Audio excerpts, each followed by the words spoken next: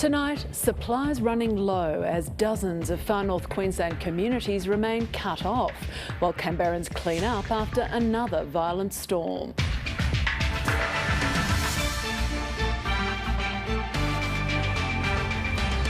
Also tonight, Donald Trump banned from running for president in Colorado.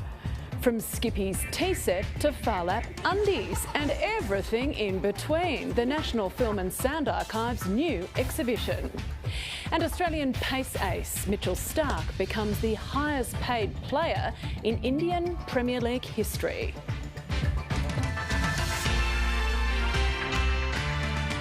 Yuma, good evening. Adrienne Francis with ABC News. Residents in flood-ravaged Queensland are returning home to scenes of utter devastation after record rain tore through the far north.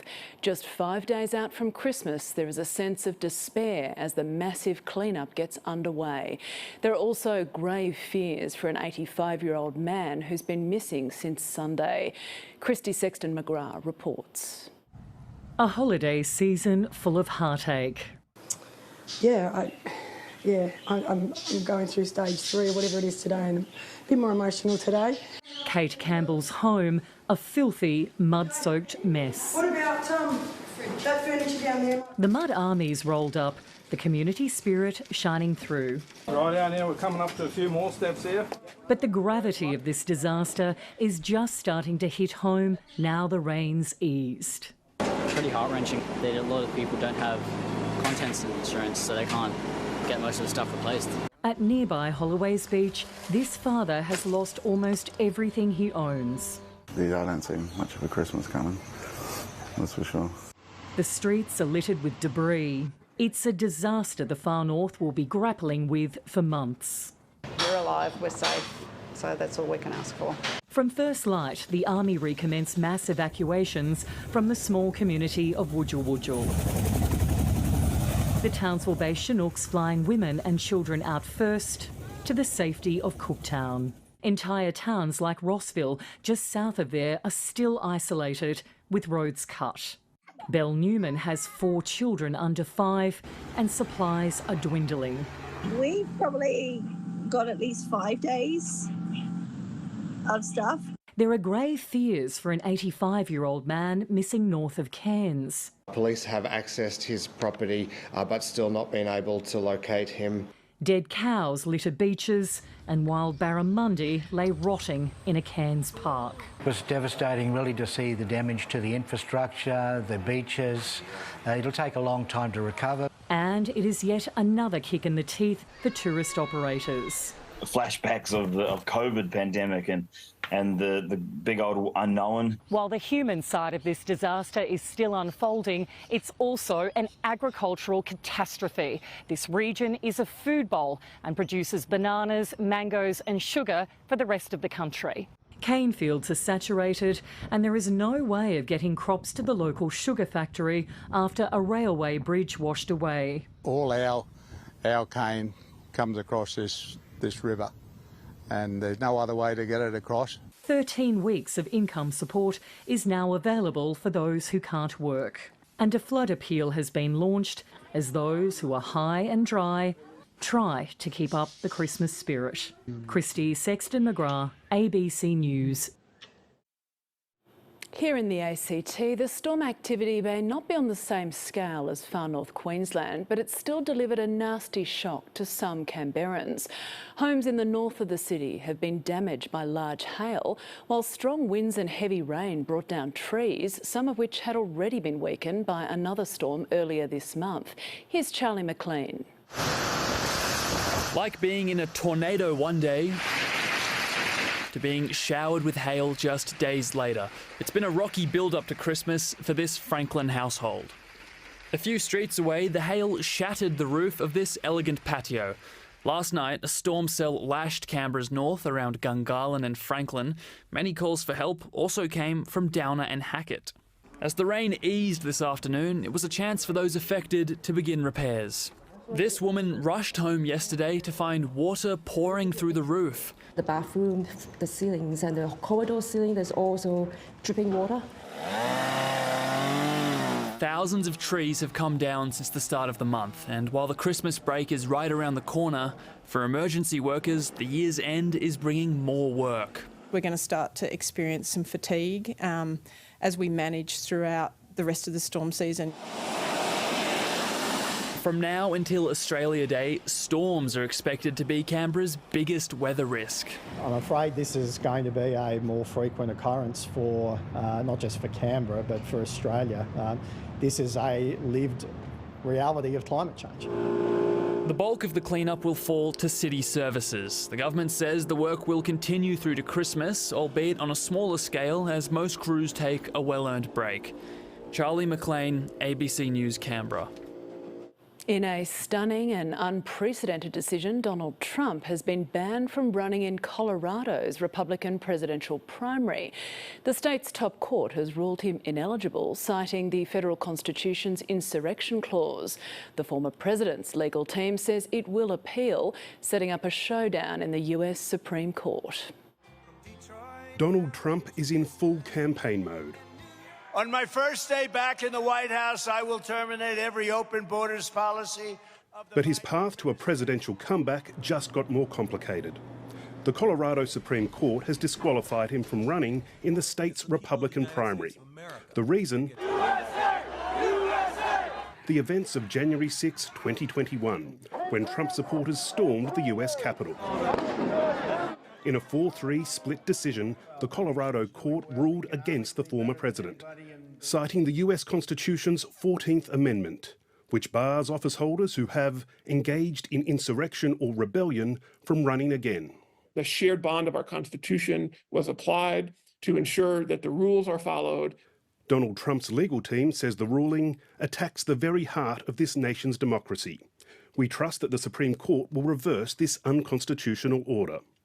The decision has been stayed until January 4, just before the deadline for ballots to be printed. If the Supreme Court upholds the Colorado decision, it's obviously the end for Trump's political career. He can't run for office again in the United States. Speaking shortly after the ruling, Donald Trump provided no direct response, but he did reference the multiple legal cases against him. They're weaponizing law enforcement for high-level election interference.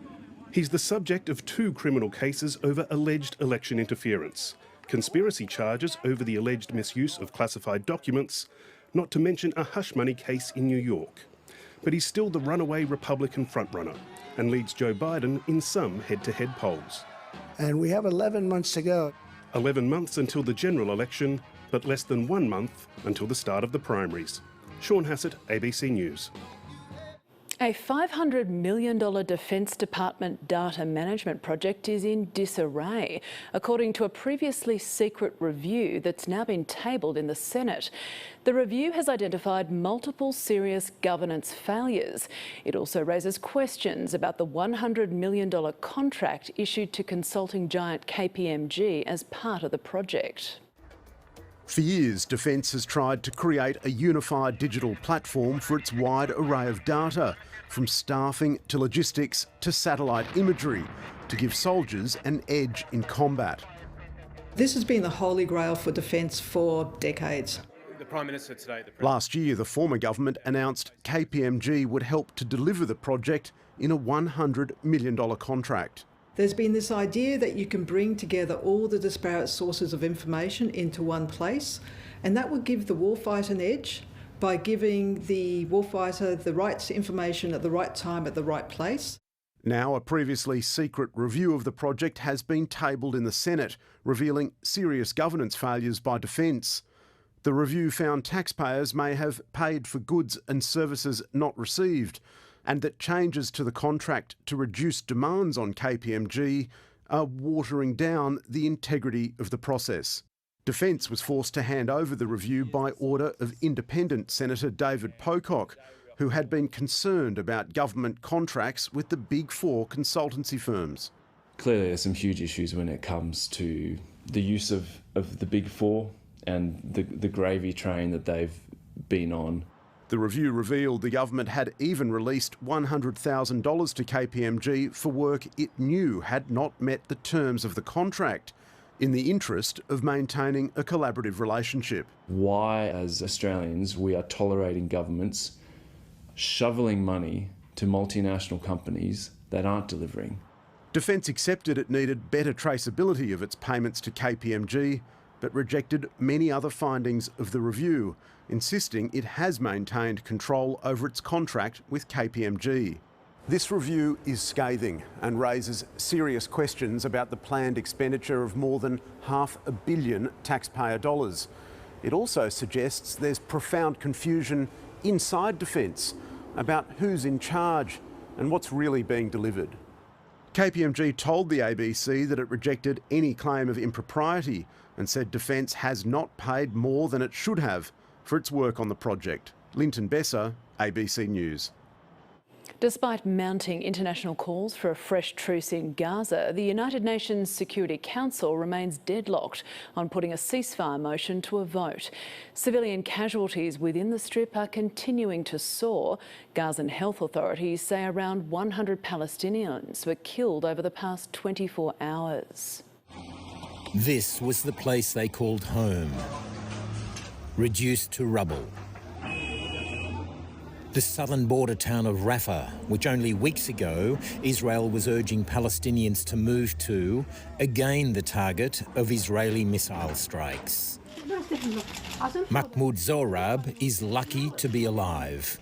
He weeps over the deaths of his children, including a newborn baby girl. Just 2 weeks old, this grandmother says. Her name hadn't even been registered. 13 other family members were also killed. As the civilian toll grows, so too does the international pressure for a pause in fighting. A UN Security Council vote on a Gaza ceasefire has been delayed a second time. The language used in the wording of the statement understood to be a key sticking point. Israel now says it's ready to support another pause to enable more hostages to be released. We are not fighting the people of Gaza. They are not our enemies. We are fighting Hamas. They are our enemies. The impact of this conflict is being felt around the world. Attacks on container ships in the Red Sea from Iran-backed Houthi rebels is threatening global supply chains. Australia has signed an international statement endorsed by the US condemning these attacks, but has yet to commit to meeting a request from the US to send a warship. We know that the US understands the best way for Australia to support this is through diplomatic support, and our resources have been prioritised in our region. A humanitarian tragedy in Gaza, a growing crisis on the seas. This is a war worsening by the day. John Lyons, ABC News. A 30-year-old Queanbeyan man has died in a head-on collision between a car and a four-wheel drive near Canberra Airport, the fourth death on ACT roads this year. Police were called to Pielago Avenue between Sherga Drive and Oaks Estate Road just after 9 a.m. The driver of the car died at the scene, while a man and woman in the other vehicle were taken to hospital with non-life-threatening injuries. Police say wet weather is a factor they'll investigate as they establish the cause of the crash. If the roads are wet, then people just need to take that little bit of extra care. Even whatever the speed limit is, just drive to the conditions, and obviously look the reasons behind this accident. Will become evident once the investigation gets underway. From Skippy the bush kangaroo to the cap worn by AC/DC's Angus Young and everything in between. A new exhibition at the National Film and Sound Archive in Canberra is promising to take visitors on a wacky journey through Australia's pop culture history, with a few surprises along the way.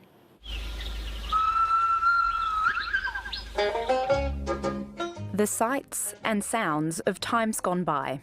Some things you have because they're pretty, some things you have because they're kind of funny, or they're a curiosity. Some things make you feel kind of nostalgic and comfortable because you remember it from your childhood.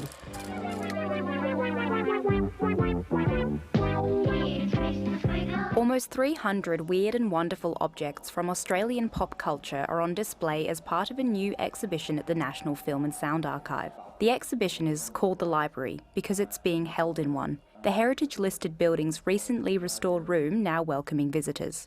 It's an unusual exhibition, and it's not a huge room, but it's a beautiful room, and there's a lot in here to absorb. Whether it's a vintage camera or radio, a Humphrey B. Bear, or a pack of Farlap undies, there's something to delight everyone.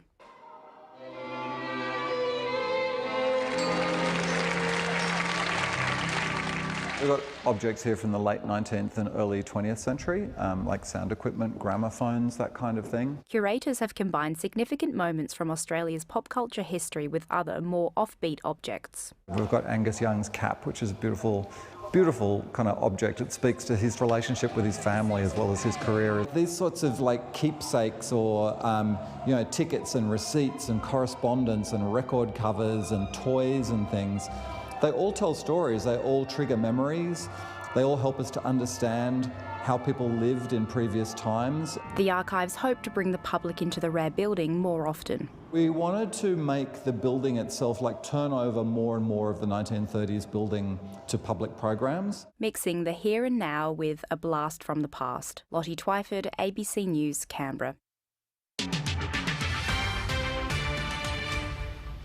Lava spewing from a volcano in Iceland appears to be flowing away from the only nearby town, offering hope that homes will stay safe. Scientists have been expecting the eruption for several weeks and evacuated the fishing village of Grindavik in November. Most of the lava is flowing into an area where there's little infrastructure, but gas pollution remains a concern.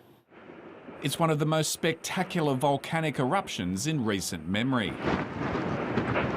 After weeks of seismic activity, the volcano north of Grindavik finally erupted. Lava bubbling and spewing along a volcanic vent around 4 kilometres long. It's just fascinating to see just nature in action. It's just like something from a movie. You can still see some lava coming up. For us, this is amazing. Coming today, getting the chance to be behind Sirlingahöll and being so close to it, and being able to fly the drone literally 10 metres away, is an amazing feeling. The Icelandic government said it did not pose an immediate threat to life. I can say that lava seems to be flowing in the convenient direction, but we also know the flow of lava can change the surrounding landscape, so this can change with short notice. Grindavik's 4,000 residents had been evacuated last month following a series of earthquakes. There's a chance that it opens up somewhere else and then it's going to be closer to Grindavik. So I don't see that in the near future they will let people get close to Grindavik. So we are back in the waiting game. So far, the eruption has not produced the kind of volcanic ash that disrupts air travel. Nor has the lava flow threatened the popular Blue Lagoon geothermal spa or the local power plant. It's just in time for Christmas and hopefully it will just stay like this or stop, because this could affect some infrastructure. It's unclear how long the eruption will last, but experts say it could go for weeks, even months. Steve Kinane, ABC News. President Volodymyr Zelensky is considering a proposal to mobilise another 500,000 more Ukrainians into the armed forces. The controversial move would mark a dramatic escalation of Kyiv's war against Russia. The Ukrainian leader told his end-of-year news conference he wanted to hear more arguments in favour of the idea before deciding whether to send the military's proposal to Parliament. Russia says it plans to boost its ranks to 1.5 million service members. A woman with disabilities is taking Qantas to court over its refusal to allow her assistance dog onto its flights. Qantas says the dog hasn't been trained to their approved standards, but her lawyers say it's a clear case of discrimination. Go! Go, go! Yes! Strike is a 3-year-old border collie. Good boy! And for most of his life, he's been an assistance animal to his owner, Rachel, who lives with disabilities. Good boy. I can't imagine my life without him now. He's changed my life significantly. And yeah, I've done things now that I never dreamt of being able to do before I had him. That includes air travel. Rachel and Strike have been on plenty of flights in the last 2 years, travelling on Virgin and Rex for Rachel's work. He alerts to medical issues before they're detectable. So it just gives me a chance to be able to address them before they become an issue. But he also does a lot of other things, even just helping with anxiety. But strike isn't allowed on Qantas flights. That's because he wasn't trained by the accredited agencies specified under Qantas's rules. He is, however, recognised and funded as an assistance dog by the National Disability Insurance Scheme. It doesn't matter what I supply to Qantas, they're refusing to acknowledge his status as a qualified assistance dog. Rachel is now taking the airline to court, accusing the national carrier of breaching disability discrimination laws. Qantas is making its own rules, which we say is arbitrary and unfair and inconsistent with what is required and allowed under the national laws. The airline has told the ABC it recognises the important role that properly trained assistance dogs perform for travellers with specific needs, and it carries many on board each year. But Rachel says there are many more like her. We're hoping to achieve policy change so that it's easier for other handlers like myself to be able to access flights with Qantas. A leap of faith. Yeah, good boy! Naz Campanella, ABC News. The ACT recorded its highest ever visitor expenditure over a 12-month period in the year to September, according to Tourism Research Australia. $3.7 billion was spent over the period, with 5.7 million visitors to the city, the fourth highest annual number of tourists to Canberra. The ACT government says visitor numbers have recovered to 93% of pre-COVID levels, while international visitors are at 63%. The Chief Minister wants to leverage strong growth in the number of visitors from South Asia to secure more international flights. We need to build on the momentum and get more Indians coming in via Singapore and the Chinese market, which is only about a quarter of where it was.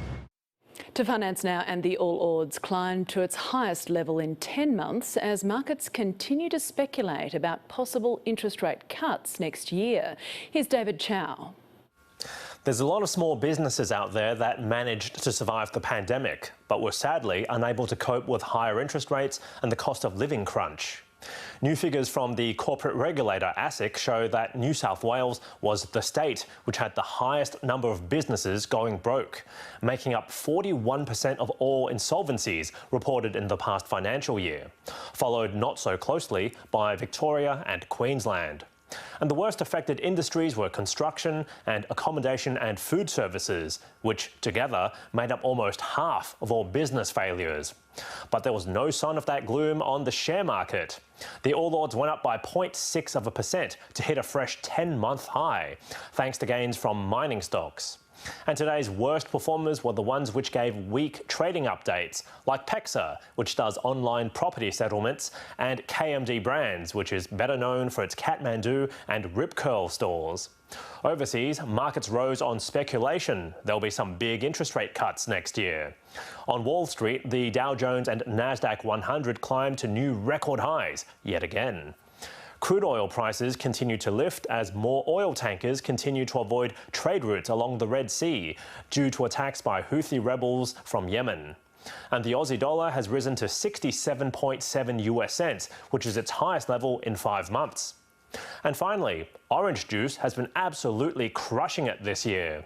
The global price of frozen concentrated OJ futures has almost doubled since January due to extreme weather. And if you're a big drinker of coffee and hot chocolate, it's not looking much better for your wallet either. And that's finance. To sport now, and Australia women's cricket captain Alyssa Healy says playing so few test matches is hard to take as she prepares to lead her side in tomorrow's one-off match against India in Mumbai.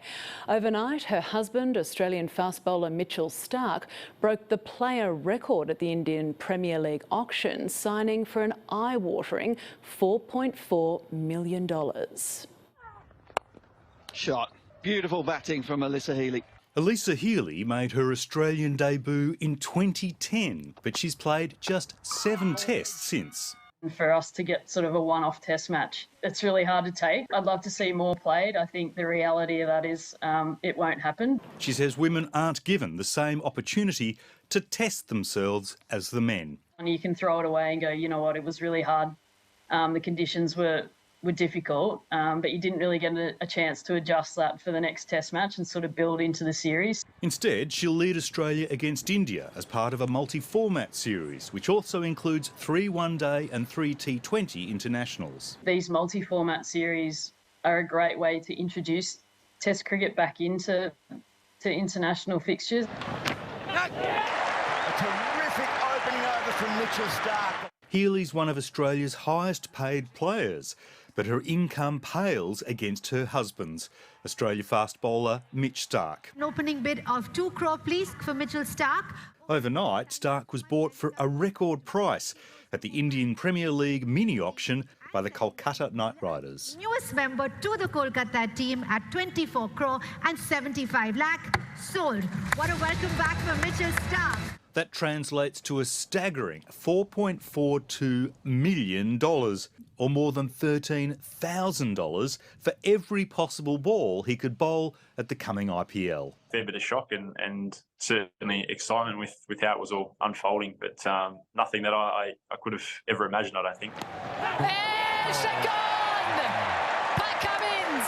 His captain, Pat Cummins, briefly held the record when he was picked up earlier in the night by the Sunrisers Hyderabad for more than $3.6 million. Sold. Not bad for 2 months' work.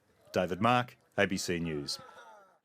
In basketball, the Canberra Capitals will be looking to stay in the winner's circle when they take on the Adelaide Lightning in round 8 of the WNBL tomorrow night. Last week's 12-point win over the Melbourne Boomers was their first of the season. Canberra are currently at the bottom of the ladder, with Adelaide 1 place above them in 7th. Following last week's victory, the Caps are hoping to maintain the momentum. We didn't lapse, we didn't ride an emotional roller coaster. We locked in, we stayed true to ourselves and each other, and that was probably the most impressive part. So that's going to be key, is just that 40 minutes of focus. To the weather now, and tonight's viewer image of the heavens breaking over Frankie the dog coaching the early morning single scullers near Kingston on Lake Burley Griffin. Thanks to Deanne Grant of Watson for taking us out on the water. Showers today delivered another 2 millimetres to the rain gauge at Canberra Airport and 1 millimetre to the valley, and after a low of 12 in the valley we reached 16. Around our region, Jervis Bay received 11 millimetres in the gauge, Goulburn 7, Ulladulla 6, and there were only light falls over the high country. Tops in the high teens along the coast.